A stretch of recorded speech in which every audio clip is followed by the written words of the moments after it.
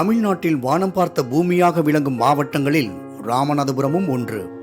இயற்கை சிறிதேனும் மனம் இறங்கி தீவிர மழையை பொழிந்தால் மட்டுமே இங்கு விவசாயம்.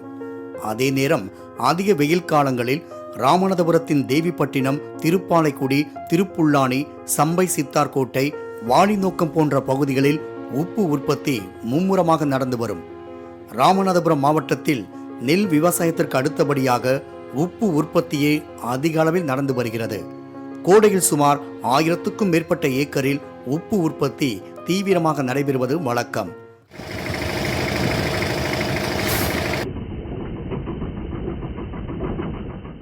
அந்த வகையில் வருடந்தோறும் செப்டம்பர் முதல் டிசம்பர் வரை இந்த 4 மாதங்களை தவிர மீதமுள்ள 8 மாதங்களிலும் உப்பு உற்பத்தி தீவிரமடையும்.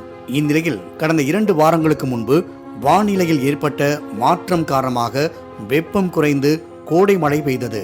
இதனால் ராமநாதபுரத்தில் உப்பு உற்பத்தி கடுமையாக பாதிக்கப்பட்டது. பாத்திகளில் மழைநீர் தேங்கியதால் உப்பள தொழிலாளர்கள் வேலையில்லாமல் வீட்டுக்குள் முடங்கி போயினர். இதனிடையே மீண்டும் வெயில் கொளுத்த துவங்கியதால் உப்பு உற்பத்தி மீண்டும் தீவிரமடைந்துள்ளது. இந்த திடீர் வெயில் தேவிப்பட்டினம் மற்றும் அதன் சுற்றுவட்டார உப்பள தொழிலாளர்களை மகிழ்ச்சியடைய செய்துள்ளது. இந்த வருஷம் வேலை சீசனில் ஆரம்பித்தது தை மாத்திலேருந்து வேலை ஆரம்பித்து நல்லா தான் வந்துக்கிட்டு இருந்தது. இப்போ ஒரு 15 நாள் மழை பெஞ்சனால லீவில் இருக்கும்.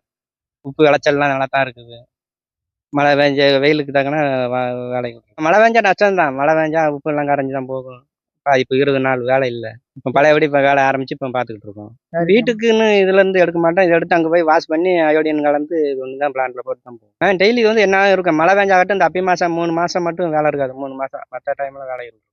இங்கு மலைபோல் குவித்து வைக்கப்பட்டுள்ள உப்பு டன் கணக்கில் லாரிகளில் ஏற்றப்பட்டு பல்வேறு மாவட்டம், மாநிலங்களுக்கும் அனுப்பப்பட்டு வருகிறது. இங்கு உற்பத்தி செய்யப்படும் முதல் தர உப்பு அயோடின் கலக்கப்பட்டு உணவுப் பொருள்களின் பயன்பாட்டிற்கும் அனுப்பப்படுகிறது. 2ஆம் தர உப்பு கருவாடு, தோல் பதனிடுதல் உள்ளிட்டவைகளுக்கு அனுப்பி வைக்கப்படுகின்றன. கடந்த ஆண்டை விட இந்த ஆண்டு உப்பு உற்பத்தி அதிகமாகி இருப்பதாலும் 1 டன் உப்பு அதிகமாக 3000 ரூபாய்க்கு விற்கப்படுவதாலும் வியாபாரிகள் மகிழ்ச்சி அடைந்துள்ளனர். உப்பு இல்லை என்றால் சுவையான உணவு இல்லை. மாவட்டத்தில் பிரதான தொழிலாக உள்ள உப்பு உற்பத்தியை மேலும் அதிகரிக்கவும் தங்கள் நலனை பாதுகாக்கவும் அரசு கூடுதல் நடவடிக்கை எடுக்க வேண்டும் என்பதே உப்பள தொழிலாளர்களின் எதிர்பார்ப்பாக உள்ளது. மாலை முரசு செய்திகளுக்காக ராமநாதபுரம் செய்தியாளர் கண்ணன் பாபு.